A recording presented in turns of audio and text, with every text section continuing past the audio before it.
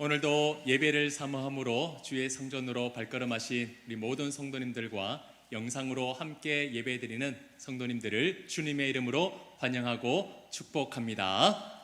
한 입과 한 마음으로 드리는 예배 가운데 하나님께서 예비하신 은혜가 더해지는 풍성함을 경험하는 귀하고 복된 시간 되시기를 주님의 이름으로 축복합니다.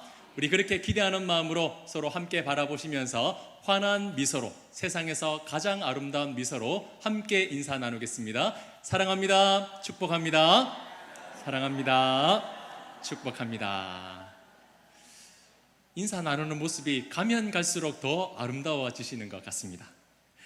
지난 주일에는 공동체를 무너뜨리는 숨은 적이라는 제목으로 함께 말씀을 나누었습니다. 성벽이 세워져 가는 동안 이스라엘 공동체는 외부의 적뿐만 아니라 뜻하지 않은 내부의 분열을 경험하게 되는 그런 일들을 경험하게 되었습니다. 같은 민족, 형제들 사이에서 일어나는 분리와 탐욕 때문이었습니다. 가진 자들이 어려움에 처한 가난한 형제들을 돌보아주고 보살펴주고 돕는 것이 아니라 그것을 오히려 이용해서 이자를 취하고 집과 밭을 빼앗고 심지어 자녀까지 종으로 팔아버리는 일들이 이스라엘 공동체 안에서 일어나고 있었던 겁니다. 하나님께서 주신 율법은 무엇이었습니까? 이웃을 사랑하는 것이었습니다. 형제를 도와주는 것이며 그들과 함께 더불어 살라라고 말씀해 주셨습니다. 그런데 성벽은 잘 쌓아가고 있을지 모르겠지만 그 내부는 점점 말씀이 무너지고 있었다라는 겁니다. 그 소식을 들은 느헤미야는 굉장히 분노했습니다.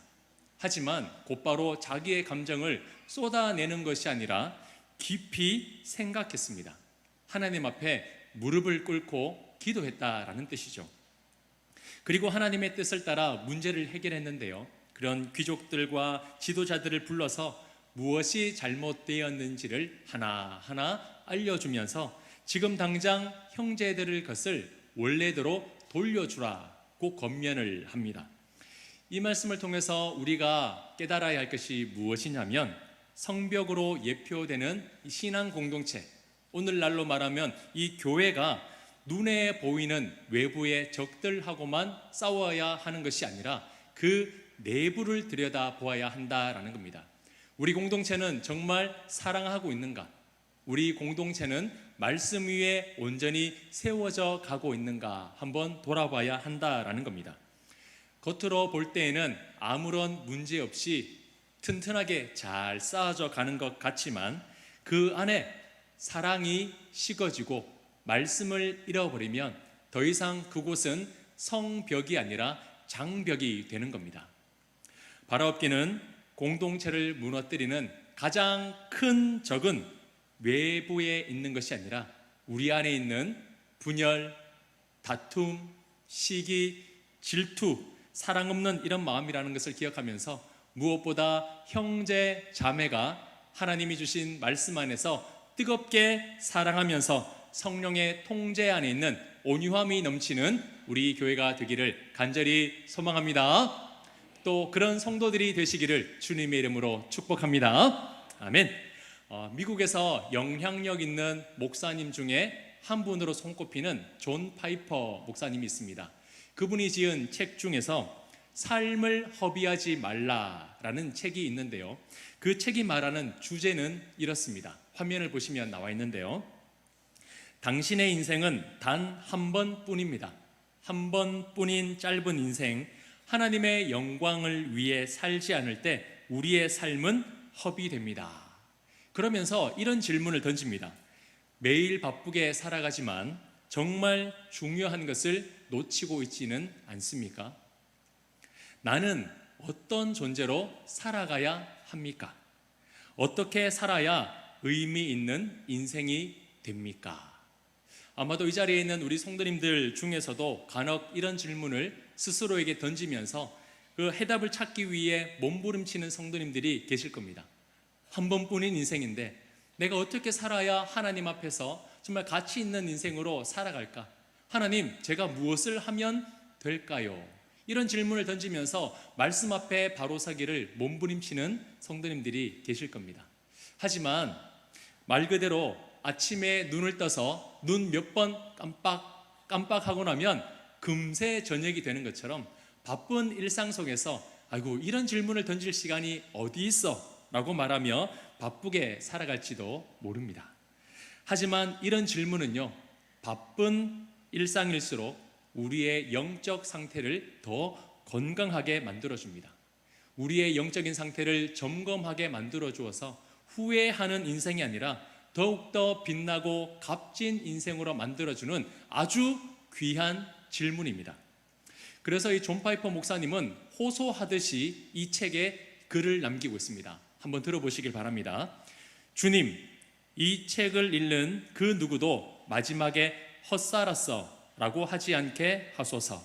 당신의 전능한 성령과 예리한 말씀으로 그리스도를 주로 고백하는 자들이 그분을 자기 생명보다 귀하게 여기며 그리스도가 생명이니 죽음도 유익함을 영혼 깊이 느끼게 하소서. 그리고 이어서 이렇게 말합니다. 그리하여 모두가 보도록 그리스도의 가치를 나타내게 하소서.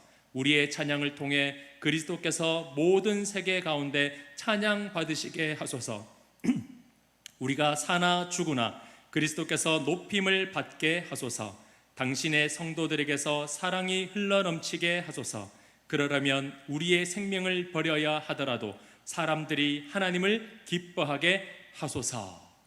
어떻습니까? 이 목사님의 진심이 느껴지십니까? 누구나 오늘이라는 시간은 동일하게 살아갑니다. 1초, 1분, 1시간, 누구는 빨리 가고 누구는 천천히 가는 것이 아니라 동일하게 흘러갑니다. 하지만 이 오늘이라는 시간을 그리스도의 생명과 가치를 드러내는 값진 인생으로 살아가고 있는가? 이에 대한 결과는 사람마다 다 다르다라는 거예요. 이 질문을 가슴속에 담아두면서 이제 오늘 본문 말씀을 함께 묵상하면서 앞에 던져진 이 질문에 대한 해답들을 한번 찾아보는 귀한 시간이 되기를 간절히 소망합니다. 자, 먼저 오늘 본문 14절 말씀은 이렇게 시작되고 있습니다. 또한 유다 땅 총독으로 세움을 받은 때 곧 아닥사스다 왕 제20년 때부터 제32년까지 12년 동안은 나와 내 형제들이 총독의 녹을 먹지 아니하였느니라. 자, 느헤미야는 아닥사스다 왕 제위 20년 때에 이제 허락을 받아서 유다 땅으로 와서 총독으로 섬기게 되었습니다. 거기까지는 이해가 갑니다. 그런데요, 그 뒤에 이어지는 말씀을 보면 제32년까지 12년 동안 총독의 녹을 먹지 않았다라고 기록이 되어 있습니다. 자, 뒤에 나오는 6장 15절에 가면 확인할 수 있겠지만 지금 느헤미야가 쌓는 이 성벽은 정말 하나님의 기적 같은 은혜로 52일 만에 완공이 됩니다. 자, 그렇다면 채 2달도 걸리지 않았다는 건데 이 12년이라는 숫자는 어디에서 나온 걸까요? 느헤미야가 유다 땅에 온 지 2달도 되지 않았다는데 이 12년은 무슨 숫자입니까? 이 느헤미야서는 과거를 회상하면서 기록한 역사서입니다. 그래서 오늘 본문은 성벽을 재건하는 도중에 기록한 것이 아니라 이제 모든 성벽이 다 완공되고 난 이후, 그리고 모든 것을 마치고 난 이후 총독으로서 유다 땅을 섬긴 지 어느덧 12년째가 되고 있다라는 것을 회상하면서 지금 기록하고 있다라는 거예요. 10년이면 어떻습니까? 강산도 변하는 아주 긴 시간입니다. 그런 시간 동안 느헤미야는 무엇을 했다고 고백하고 있습니까? 총독으로서 녹을 받지 않았다라고 말하고 있습니다. 자, 여기에서 녹이라는 것은 원어로 보면 레헴입니다. 자, 우리 성도님들 레헴 하면 딱 떠오르는 지명이 있죠. 베들레헴. 그 이름의 뜻이 무엇인지 기억하십니까? 빵집, 떡집이라는 이름을 가지고 있습니다. 다시 말해서 이 레헴이라는 것은 음식과 빵, 그런 곡식을 의미하는 건데요. 한마디로 먹고 살아갈 양식이나 대가를 의미하는 겁니다. 총독이 대가를 받는 게 불법일까요? 우리 성도님들, 나라의 지도자들 대가 안 받고 일하고 있습니까? 아니죠. 녹을 먹습니다. 나라에서 거둔 세금을 받는 거죠. 이건 합당한 겁니다. 오히려 정당한 대가를 받아야 하고 총독이라면 다른 사람보다 더 많은 녹을 받는 것이 정상이에요. 그런데 왜 느헤미야는 이 정당한 대가인 녹을 받지 않았다라고 지금 말하고 있을까요? 바로 지난주 살펴보았던 유다 백성들의 형편 때문이었습니다. 지금 유다 백성들이 돈이 많고 재물이 많고 시간이 많아서 성벽을 짓고 있습니까? 아니죠. 가진 것이 없어요. 정말 어렵습니다. 하지만 하나님의 성전이 우선이기 때문에 그들은 삶의 모든 부분을 다 제쳐두고 지금 성벽을 지어가고 있는 겁니다. 총독의 녹은 어디에서 나옵니까? 하늘에서 만나처럼 뚝 떨어질까요? 아니죠. 총독의 녹은 어디에서 나옵니까? 백성들의 세금으로부터 거두어지는 거예요. 그런데 유다 백성들은 성벽 재건을 하느라 경제 활동을 할 수가 없었습니다. 그렇다 보니까 돈을 벌지 못하고요. 돈이 없으니 집에는 먹을 양식이 떨어져 갑니다. 하다못해 어떤 사람들은 세금 낼 돈이 없어서 집과 밭을 저당 잡히기까지 했습니다. 심지어 어떤 일까지 일어났다고요? 갚을 돈이 없자 자기의 자녀를 노예로 팔아버리는 일들까지 일어나고 있는 겁니다. 이런 백성들의 상황을 보면서 느헤미야는 차마 세금을 거둘 수가 없었다는 겁니다. 저들이 저만큼 헌신하며 노력하고 있는데 내가 어떻게 저들의 더 피를 짜내가지고 내가 세금을 받을 수 있겠는가라고 하면서 그는 거절했다라는 거죠. 느헤미야는 세상이 인정해주는 당연한 권리를 백성들의 형편을 위해서 기꺼이 포기하고 있는 겁니다. 자, 인권, 권리 많이 들어보셨죠? 요즘에 우리가 많이 들을 수 있는 말 중에 하나입니다. 한국 사회에서 이런 단어는요, 개인의 자유와 존엄, 그리고 행복 추구를 보장하는 보편적 개념으로 사용되고 있습니다. 좀 더 쉽게 설명하자면 이 나라가 만들어 놓은 시스템 안에서 마땅히 받고 누려야 할 서비스와 몫이 바로 권리 그리고 인권이라는 말입니다. 실제로 이 개인의 인권과 권리는 대한민국 헌법에서 보장하고 있습니다. 제10조를 보면 이렇게 기록되어 있죠. 모든 국민은 인간으로서의 존엄과 가치를 가지며 행복을 추구할 권리를 가진다. 대한민국 국민이라면 누구나 존엄의 가치를 가지고 행복할 권리가 있다라고 헌법에서 보장되어 있습니다. 그렇기 때문에 개인이 권리를 침해당했다라고 생각이 들면 보상을 요구하거나 더 나아가 법정 소송도 제기할 수가 있는 거예요. 세상에서의 그 개인의 몫인 권리와 인권은 어디서부터 오냐면 나라는 개인으로부터 옵니다. 내가 편안하냐? 내가 좋은가? 내가 힘들고 어려운가? 거기서부터 출발을 하고요. 그리고 개인의 그 권리는 주장할 수 있습니다. 행사할 수 있고요. 그리고 받을 수 있는 것에 모든 초점이 맞추어져 있습니다. 그래서 개인의 인권과 권리가 있기 때문에 내가 하고 싶은 것, 내가 요구하고 싶은 것을 마음껏 행하는 데에 그 초점이 맞추어져 있다라는 겁니다. 자, 그런데요, 성경에서 말씀하는 권리는 차원이 다른 이야기입니다. 세상과 많이 달라요. 세상의 권리가 개인으로부터 시작한다면 성경적인 권리는 관계에서부터 출발을 합니다. 자, 무슨 말이냐면 이 땅의 모든 사람은 누가 만드셨습니까? 세상을 창조하신 하나님께서 그분의 형상을 담아 창조하셨습니다. 그렇기 때문에 인간의 존엄과 권리는 인간 스스로가 가지고 태어난 것이 아니라 성경을 보면 하나님으로부터 부여된 것이라는 겁니다. 그 시작이 누구부터냐? 하나님으로부터 시작되는 거예요. 그리고 그 관계는 어디까지 이어집니까? 내 이웃을 내 몸과 같이 사랑하라. 너만 가치 있고 존중받을 권리가 있는 것이 아니라 너의 이웃 또한 사랑받을 존재고 너의 이웃 또한 존귀한 존재다라고 하나님이 그 관계를 넓혀 주셨어요. 따라서 성경적인 이 권리는 단순히 내 몫을 주장하고 내 이익을 주장하고 행사하는 데 초점이 맞추어져 있는 것이 아니라 하나님 앞에서 그리고 이웃과의 관계 속에서 책임과 의무를 다하고 섬기는데 그 초점이 맞추어져 있다라는 겁니다. 내가 마땅히 받아야 할 것을 주장하는 것과 내가 마땅히 감당해야 될 책임과 의무를 진다는 것은 너무나 차원이 다른 거예요. 세상적인 권리는 책임과 의무에 있지 않습니다. 내가 좋은가 좋지 않은가에만 관심이 있는 거예요. 그러나 성경적인 권리는 책임과 의무가 반드시 따라오게 되어 있습니다. 세상과 정반대이지 않습니까? 그래서 흔히 이 하나님의 나라를 어떤 나라라고 하냐면 거꾸로 된 나라라고 말합니다. 한 번쯤 들어보셨습니까? 세상의 구조는 피라미드 구조입니다. 점점 높아 올라가고 있죠. 그런데 하나님의 나라는 거꾸로 된 나라, 역피라미드 구조입니다. 올라가면 갈수록 넓혀지는 거예요. 그게 하나님 나라의 방식입니다. 세상이 볼 때는 이런 방식이 비정상적일지 모릅니다. 아니, 그래가지고 뭐할로 출세하냐고, 그래가지고 뭐가 좋으냐고, 가장 정점에서야 내 행복과 내 권리가 행사되는 것 아니냐고 말할지도 모릅니다. 그런데요, 이 거꾸로 된 방식이 우리를 살리고 또 온전하게 만든다는 것이 바로 진리입니다.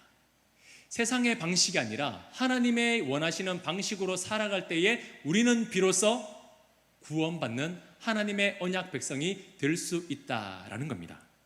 자, 느헤미야도 마찬가지였습니다. 그는 총독으로서 충분히 자기 몫을 주장할 권리가 있었습니다. 총독으로서 받을 수 있는 것, 총독으로서 누릴 수 있는 것이 너무나 많이 있었습니다. 하지만 그 느헤미야가 나라는 개인을 넘어서 하나님의 관계 속으로 들어갔을 때에 그 권리는 섬김과 희생으로 녹아져 버렸습니다. 내가 받아야 될 것, 내가 챙겨야 될 것이 아니라 백성을 위해서 해야 될 것, 하나님의 나라를 위해서 해야 할 것으로 바뀌게 되었다라는 거예요. 그래서 느헤미야는 이렇게 말하고 있습니다. 자, 15절, 우리 첫 소절부터 중반절까지를 한번 보실 텐데요. 우리 화면을 보면서 같이 한 목소리를 읽겠습니다. 시작. 나보다 먼저 있었던 총독들은 백성에게서 양식과 포도주와 또 은 40세겔을 그들에게서 빼앗았고 또한 그들의 종자들도 백성을 압제하였으나, 자 보십시오. 느헤미야 앞에 있었던 총독은 어떻게 행했습니까? 백성에게서 양식과 포도주와 은 40세겔을 취했습니다. 녹십니다. 그가 받아야 할 권리, 그가 챙겨야 될 권리를 충분히 행사했습니다. 이건 총독으로서 당연히 누릴 수 있는 권리였습니다. 자, 그뿐만 아닙니다. 그가 데리고 있었던 종자들, 하인들도 어떻게 했습니까? 백성들을 억압하고 착취했습니다. 힘이 있다면 백성의 것을 취할 수 있는 그들이 가진 권리를 행사한 겁니다. 힘이 있는 자에게 바치고 힘이 있는 자가 더 가져가는 것, 이게 바로 세상의 권리라는 거예요. 세상에서는 이게 전혀 이상한 일이 아닙니다. 당연한 거죠. 그러기 위해서 더 출세하고 더 힘을 가지려고 노력하는 것 아니겠습니까? 그런데 느헤미야는 그렇게 하지 않았습니다. 이유가 뭘까요? 왜 그는 당연히 받아 누려야 할 권리를 내려놓고 있을까요? 바로 15절 하반절에 있는 이 이유 때문입니다. 우리 화면을 보면서 같이 읽겠습니다. 시작. 하나님을 경외함으로 이같이 행하지 아니하고. 무엇 때문에 안 했다고요? 하나님을 경외함으로. 경외라는 말은 다른 말로 두려움입니다.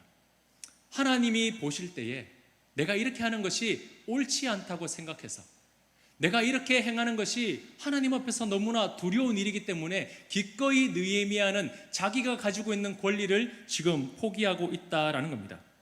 하나님을 두려워하는 것, 하나님 앞에 서 있는 것, 이것을 바로 코람데오라고 부릅니다. 하나님 앞에서 하나님을 의식하며 살아가는 사람의 태도죠. 누구나 해왔던 일이고 누구나 당연하게 여기는 일입니다. 더 많이 할수록 세상은 박수칠지 모릅니다. 야, 어떻게 더 많이 그렇게 가졌냐고, 어떻게 더 많이 그렇게 할 수 있었냐고 세상은 그를 부러워할지 모릅니다. 하지만 느헤미야는 세상의 시선에 두지 않았습니다. 세상에 관심이 있지 않았어요. 느헤미야는 하나님을 바라보고 있었습니다. 하나님이 기뻐하시지 않는다면 정당한 권리라 할지라도 기꺼이 과감히 내려놓을 수 있는 것, 이것이 바로 코람데오, 하나님 앞에서 살아가는 삶의 태도라는 것입니다. 사랑하는 성도님들, 이 코람데오 신앙으로 살아가는 것 쉬울까요? 예, 정답을 지금 말씀하고 계십니다. 어렵다고 다 지금 말씀하고 계시는 것 같아요. 말은 쉬워 보입니다. 하나님 앞에서 코람데오 쉽게 말할 수 있습니다. 하지만 이러한 결단을 내는 것은 정말 쉬운 일이 아닙니다. 왜냐하면 여전히 우리에게는 아직 죄성과 쓴뿌리가 남아있기 때문에 그것을 용납하지 못하는 거죠. 아니, 네가 더 가져야지, 네가 더 행복해야 되지. 처음에 사탄이 인간을 넘어뜨린 것도 이 방법 아닙니까? 네가 행복해야 되지, 네가 하나님처럼 될 수 있으니까 너가 우선이야, 너의 만족이 우선이야. 그걸 바로 인간이 가장 약한 부분들을 건드리는 거거든요. 그래서 존 파이퍼 목사님은 기도하는 심정으로 이렇게 고백한 겁니다. 제가 설교 서두에 드린 말씀입니다. 당신의 전능한 성령과 예리한 말씀으로 그리스도를 주로 고백하는 자들이 그분을 자기 생명보다 귀하게 여기며 그리스도가 생명이니 죽음도 유익함을 영혼 깊이 느끼게 하소서. 자기 권리와 생명보다 누구를 높이는 인생이요?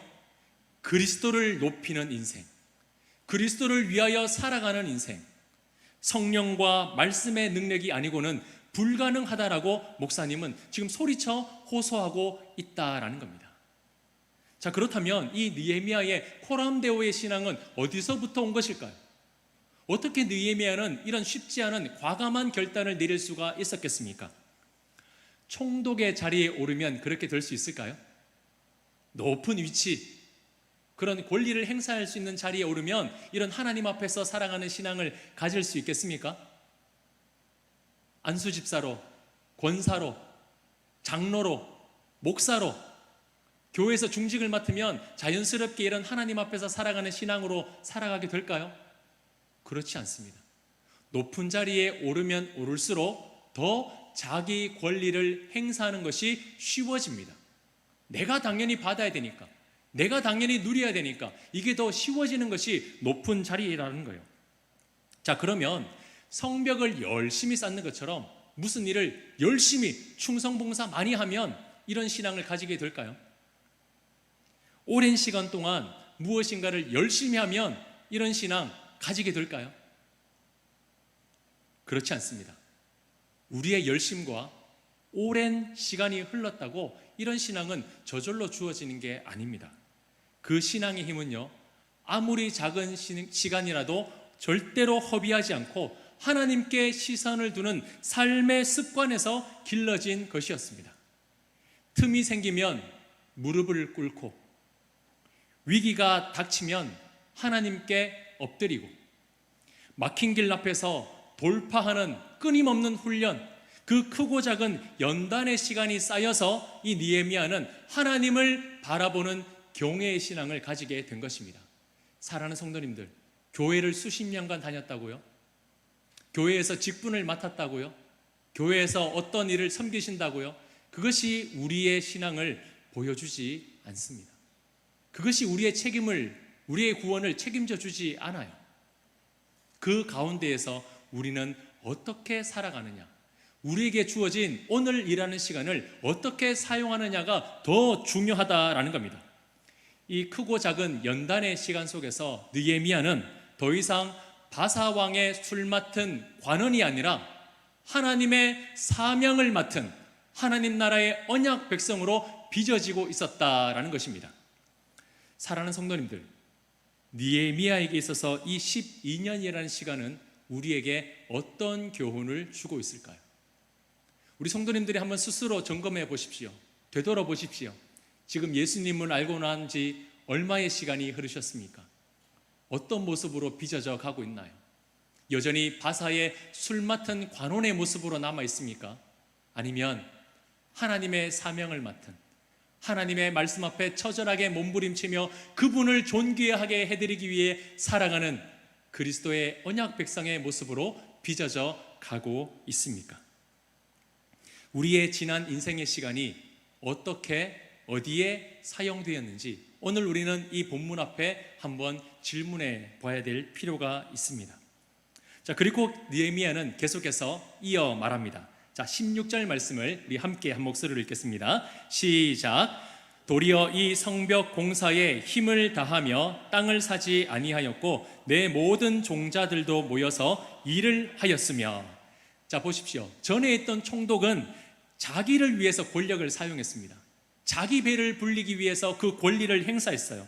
백성에게서 빼앗고 자기만의 만족을 채우기에 바빴습니다. 하지만 느헤미야는 달랐어요. 느헤미야는 자신이 아닌 관계, 그 공동체의 필요를 위해서 오히려 자신을 내어드리는 삶을 살아가고 있었다라는 겁니다. 충분히 땅을 살 수 있었어요. 값쌀 때, 무너졌을 때, 그거 내 거 만들면 나중에 성벽 다 짓고 나서 땅값 오르지 않겠습니까? 근데 그거 누구 거 빼앗는 거예요? 자기 백성 거 뺏는 거예요. 자기 백성 뺏어서 내가 잘 먹고 잘 사는 것 도저히 하나님 앞에서 용납할 수 없었다라는 겁니다. 느헤미야는 백성들로부터 양식과 포도주와 은을 받을 수 있는 힘이 있는 사람이었습니다. 총독이라는 높은 위치에 있었던 사람이에요. 자, 그리고 그 앞에 있었던 사람이 어떻습니까? 느헤미야 앞에 있었던 총독 또한 힘 있는 사람이었죠. 그들은 백성에게서 빼앗고 백성의 것을 가져갈 수 있는 똑같은 힘이 있는 사람이었습니다. 자, 그런데 성경을 보십시오. 성경에 그 총독의 이름은 기록되어 있지 않습니다. 그가 누구였는지, 그가 무슨 일을 했는지 성경은 아무런 관심이 없어요. 그가 어떤 업적을 이루었는지 성경은 단 한 줄도 기록되어 있지 않습니다. 다만 백성의 것을 빼앗고 자기 배를 채웠다, 이 한 줄로 끝입니다. 그런데 대신 그 자리에 지금 누가 있습니까? 백성의 것을 빼앗고 착취했던 그 총독의 자리에 지금 누가 앉아 있나요? 느헤미야가 앉아 있습니다. 성경은 그의 이름을 분명하게 기록하고 있습니다. 하나님은 그의 이름을 영원히 지워지지 않는 성경책에 기록되게 하심으로 그를 기억하고 계신다라는 겁니다. 느헤미야가 어떻게 살았는지, 하나님 앞에서 어떠한 삶을 살아냈는지 세상은 몰라줘도 하나님이 기억하고 계신다라는 겁니다. 자신에게만 관심을 두고 채우려고 하는 사람, 하나님은 아무런 관심이 없어요. 그가 얼마나 많이 가졌는지, 그가 어떤 일을 하는지 하나님은 관심이 없습니다. 하지만 하나님께 시선을 두고 하나님의 관계 속에서 공동체를 세우는데 힘쓰는 사람은 하나님은 결코 잊지 않으시고 기억하신다라는 사실을 믿으시기를 바랍니다. 하나님은 그가 무엇을 했고 어떻게 살아왔는지 그 모든 과정들을 놓치지 않고 지켜보시고 기억하고 계신다라는 겁니다. 어떤 인생이 가치 있는 인생입니까? 창조주 하나님에게 잊혀지지 않고 기억되는 인생이야말로 진정하게 가치 있고 빛나는 인생이라는 것을 기억하시기를 바랍니다. 바라옵기는 이 자리에 있는 우리 모든 성도님들이 나를 생각하며 나를 만족시키는 데 집중하는 것이 아니라 온전히 하나님께 영광 올려드리며 하나님께 기억되는 인생으로 살아가시기를 축복합니다. 아멘. 자, 그리고 계속해서 17절을 한번 보십시오. 또 내 상에는 유다 사람들과 민장들 150명이 있고 그 외에도 우리 주위에 있는 이방 족속들 중에서 우리에게 나아온 자들이 있었는데. 자, 느헤미야는 총독으로서 녹을 받지 않았음에도 불구하고 장관급에 해당하는 지도자 150명을 식탁으로 초대해서 매일 함께 식사를 나누었습니다. 자, 이전에 있던 총독은 자기 배를 불리는데 바빴어요. 내가 얼마를 벌고 내가 얼마를 가지고 내 곳간에 얼마를 채우는가에 관심이 있었습니다. 하지만 느헤미야는 어려운 상황임에도 불구하고 150명을 매일 식탁으로 초대했습니다. 그리고 그 150명뿐만 아니라 주위에 있는 이방 족속들도 함께 챙겼다고 고백하고 있어요. 같은 유다 족속들이야 내 식구다 생각하면 어떻게는 할 수 있습니다. 그런데 하나도 벅찬데 이름도 얼굴도 같은 민족도 아닌 상관없는 그 이방 족속들까지 챙길 이유가 뭐가 있겠습니까? 돈도 많이 받으면 몰라요. 녹을 받지도 않는데 그들까지 챙겨야 될 이유가 뭐가 있겠습니까? 느헤미야가 외면하지 않는 이유는 단 하나였습니다. 그의 관계 속으로 들어왔기 때문입니다. 그가 어떠한 민족이든지 어떠한 삶을 살았든지 상관없이 그 공동체 안으로 들어왔기에 그 느헤미야는 외면하지 아니하고 그 이방 족속들까지도 환대하고 있는 겁니다. 저는 이 말씀을 보면서 참 감사하다는 생각이 들었습니다. 왜냐하면 우리 성문교회에 이런 모습이 보여지고 있기 때문입니다. 우리 교회가요, 점점 열린 공동체의 모습이 나타나고 있어요. 처음 오신 분들에게 자연스럽게 인사를 건네시고요. 그리고 어떨 때는 제가 참 놀랄 때도 있는데, 분명히 처음 오신 분인데 나갈 때는요, 성도님 한 분이 손을 잡고 같이 식당으로 내려가시는 거예요. 아무도 몰랐을 텐데 혼자 왔으나 나갈 때는 둘이 되어 나가는 그 기적이 막 일어나고 있는 거죠. 어떤 분은 주보를 갖다 드리기도 하고 어떤 분은 성경을 갖다 드리기도 합니다. 자리를 내어드리기도 하고 또는 빈자리를 채워드리기 위해서 함께 동행하기도 합니다. 하나님이 보실 때 얼마나 기뻐하실까요? 내 것을 채우는 교회와 내 것을 내려놓고 다른 사람을 채워주는 교회, 하나님께서는 어떤 교회를 더 기뻐하실까요? 내 것을 채우기 위해 살아가는 성도와 다른 일을 위해서 다른 일을 채워주기 위해 살아내는 성도, 하나님께서는 어떤 성도의 삶을 가치 있게 생각을 하시겠습니까? 바로 없게는 하나님께서 그 누구를 보내주시든지 우리 성문교회는 그들을 위하여 마음을 열고 자리를 열고 식탁을 열어 함께 섬길 수 있는 열린 공동체가 될 수 있기를 간절히 소망합니다. 그런 믿음의 성도님들이 되시기를 축복합니다. 아멘. 하나님께서는 그런 공동체의 모습을 잊지 않고 기억하실 겁니다. 자, 그리고 18절입니다. 우리 화면을 보면서 같이 한 목소리를 읽겠습니다. 시작.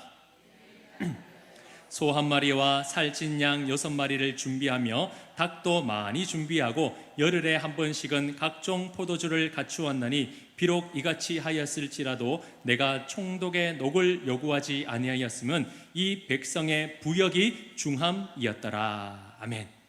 느헤미야는 충분히 많은 것을 가지고 있었습니다. 가진 것으로 더 많은 것을 가질 수 있었습니다. 하지만 느헤미야는 자족하는 마음을 가졌습니다. 내가 이 정도 받는 것으로도 만족한다.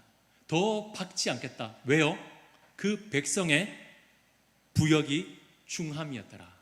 참된 지도자는요, 백성의 힘듦을 볼 수 있는 사람입니다. 어디에 시선을 두고 있습니까?